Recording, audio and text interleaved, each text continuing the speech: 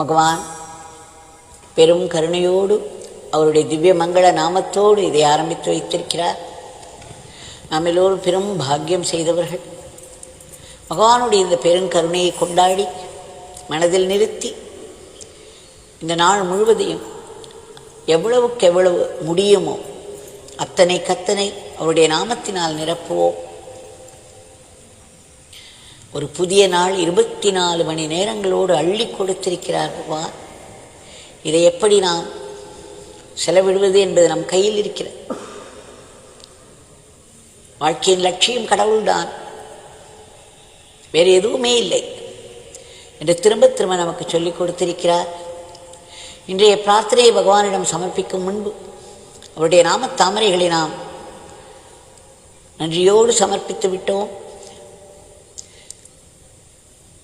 ஒரு காட்சி, சன்னதி தெருவில் தேரடி மண்டபத்தில் பகவான் அமர்ந்திருக்கிறார். சுற்றி பக்தர்கள் அமர்ந்திருக்கிறார்கள். திரு ஜனார்தனன் அங்கே அமர்ந்து கொண்டிருக்கிறார். அப்பொழுது ஒரு ஐயர் அங்கு வந்தாராம். அவர் வந்து பகவானை மிகவும் பணிவோடு வணங்கிவிட்டு சென்று விட்டார். அதன் பிறகு பகவான் சொன்னார், இதோ வந்து போகிறாரே, இவரை இந்த பிச்சைக்காரனுக்கு பல நாட்களாக நன்கு தெரியும், இவர்கள் குடும்பத்தையே நன்கு தெரியும். இவர் அண்ணன், இவருக்கு ஒரு தம்பி இருக்கிறார். இவருடைய பெற்றோர்களுக்கு இவர்கள் இருவர்தான் மகன்கள். ஒரு தாய் வயிற்று பிள்ளைகள் இருவரும்.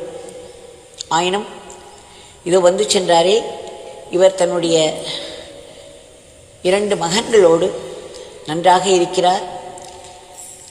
இவர் குடும்பம் மகிழ்ச்சியாக இருக்கிறது. இவருடைய மகன்கள் இருவரும் நன்கு படித்துவிட்டு நல்ல உத்தியோகத்தில் இருக்கிறார்கள். ஆனால் இவருடைய தம்பிக்கு குழந்தைகள் வேறு ஜாஸ்தி, மிகவும் வறுமையில் இருக்கிறார். அந்த இவருடைய மகன்கள், இந்த தம்பியினுடைய மகன்களும் சரியாக இல்லை, மாறி மாறி நடந்து கொள்கிறார்கள்.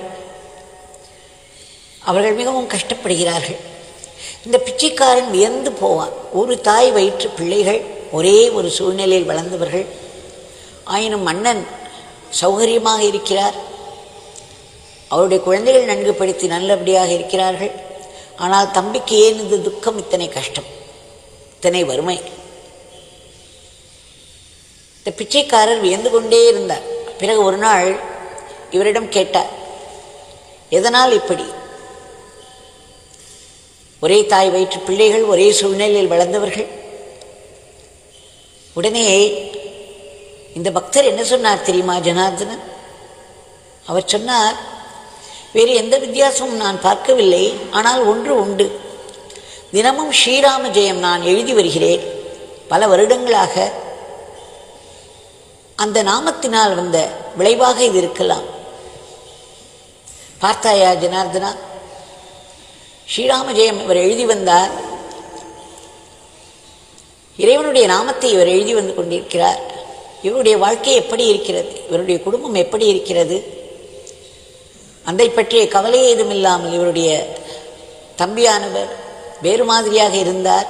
இன்றைக்கு அந்த குடும்பத்தினுடைய கஷ்டத்தை பார் என்று சொல்லிவிட்டு பகவான் சிரித்தபடியே சொன்னாராம், ராமஜெயம் ஸ்ரீராமஜெயம் நம்பினவர்க்கு ஏது பயம் என்று பாட ஆரம்பித்து விட்டாராம்.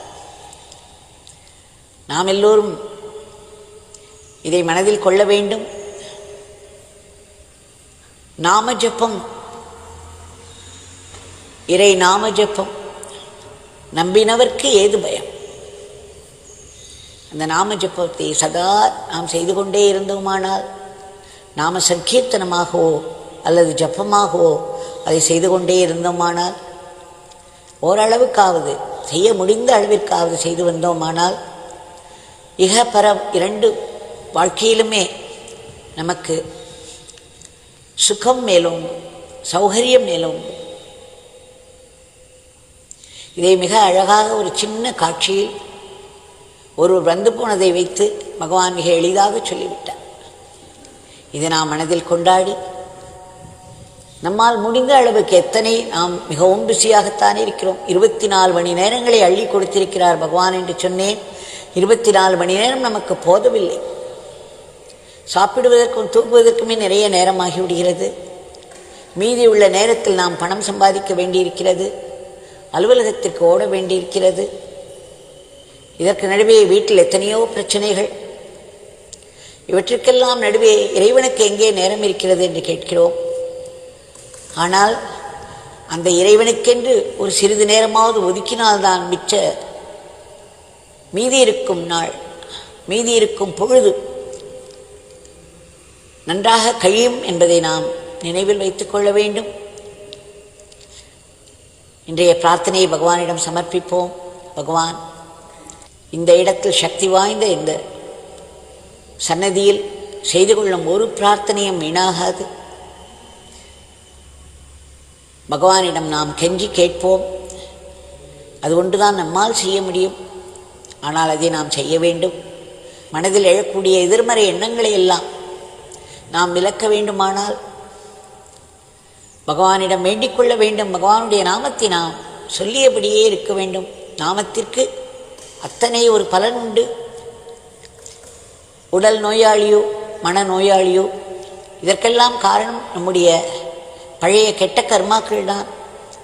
இந்த கெட்ட கர்மாக்களை அழிக்கக்கூடிய ஆற்றல் நாமத்திற்கு உண்டு. நாமும் நம்முடைய பழைய கர்மாக்களை அழித்து புதியதாக எந்த பாபமும் செய்யாமல் தடுத்துவிடும். அப்பேற்பட்ட ஆற்றல் வாய்ந்த அந்த நாமத்தை நாம் சொல்வதற்கு பகவான் அருள வேண்டும். பகவான் நம்மிடம் இருக்கக்கூடிய அத்தனை எதிர்மறை எண்ணங்களை எல்லாம் வேரோடு அழிக்க வேண்டும். மனதை தூய்மையாக்க வேண்டும். ஏற்கனவே சுயநலமின்றி மற்றவர்களுக்காக உழைத்து கொண்டிருக்கும் தொண்டர்களுக்கெல்லாம் ஒரு பெரிய பாதுகாப்பையும் எல்லாவித நலத்தையும் கூட்டுவிக்க வேண்டும். பொருளாதாரத்தை தூக்கி நிறுத்தி அதற்கு ஒரு ஏற்றம் தர வேண்டும்.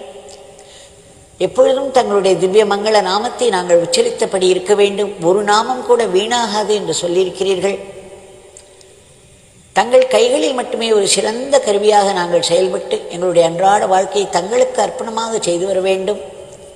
மாயையின் பிடியில் சிக்கக்கூடாது. எல்லாவற்றுக்கும் மேல் அந்த பேரானந்த பெருநிலை எங்களுக்கும் கிட்ட வேண்டும். அதற்கு எங்கள் மனம் முற்றிலும் தூய்மையுற வேண்டும். அப்பொழுதுதான் எங்கும் உயிரோட்டமாய் நிறைந்திருக்கும் உங்களுடைய இருப்பை நாங்கள் காண முடியும். வாழ்வின் எல்லா நிகழ்ச்சிகளிலும், உலகத்தில் நடக்கக்கூடிய எல்லா நிகழ்வுகளிலும் தங்களுடைய சங்கல்பமும் தங்களுடைய லீலைகளையும் நாங்கள் பார்க்க வேண்டும். எல்லாவற்றிற்கு மேல் மிக முக்கியமாக வாழ்வின் கொடிய துயரங்களிலும் கூட, துன்பங்களிலும் கூட ஒளிந்து கொண்டிருக்கும் தங்கள் கருணையை கண்டு இது எங்களுடைய ஆத்ம லாபம், ஆன்ம முன்னேற்றம் என்பதை நாங்கள் அறிந்து கொள்ள வேண்டும். இறைவனிடம் நெருக்கத்தை கூட்டுவிக்கும் ஒவ்வொரு கஷ்டமும் ஒரு ஆசீர்வாதம் என்று நாங்கள் உணர வேண்டும். அதற்காக நன்றியோடும் இருக்க வேண்டும். உலகத்தில் உள்ள அத்தனை ஜீவராசிகளும் எந்தெந்த நிலையில் இருந்தாலும் அந்தந்த நிலையில் இருக்கும் கஷ்டங்களிலிருந்து விடுபட்டு, அதற்குரிய அறியாமையிலிருந்து விடுபட்டு அடுத்த ஒரு பெருநிலை மேன்மையுற வேண்டும். எல்லாவற்றிற்கு மேல் அனைவருக்கும் மரணமில்லா பெருவாழ்வு கிட்ட வேண்டும் என்று ஆத்மார்த்தமாய் மீண்டும் மீண்டும் வேண்டிக் கொள்கிறோம். ஜெய் யோகிராம் சத்குமார்.